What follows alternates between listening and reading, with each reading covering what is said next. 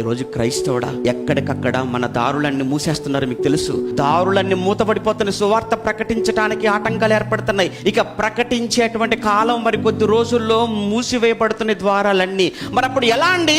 అప్పుడు నీ ప్రవర్తనే సువార్తగా మారేటువంటి రోజులు రాబోతున్నాయి. ఇక ఇప్పుడు నేను వీధి వీధి తిరుగుడు మైకి పట్టుకొని చెప్తానంటే లేదు, ఇప్పటికే ఆపేశారు వీధి సువార్త కార్యక్రమాలు. ఇప్పటికి మీరు చూడు, పట్టణాల్లోకి వెళ్ళిపోయి పబ్లిక్ మీటింగ్ పెట్టుకుంటామంటే నో, పర్మిషన్ లేదనేస్తున్నారు. ఇంకెక్కడైనా పెట్టుకుంటారు, నో. అసలు ఎట్టి పరిస్థితుల్లో ఇక్కడ మత ప్రచారం చేయడానికి వీళ్ళ ఆటంకాలు ఏర్పడుతున్నాయి. భయంకరమైన చట్టాలు. ఇప్పటికే సుమారుగా 10 నుంచి 14 రాష్ట్రాలు భయంకరమైనటువంటి చట్టాలు చేసేసారు, మత మార్పు నిరోధక చట్టాలు అని చెప్పి.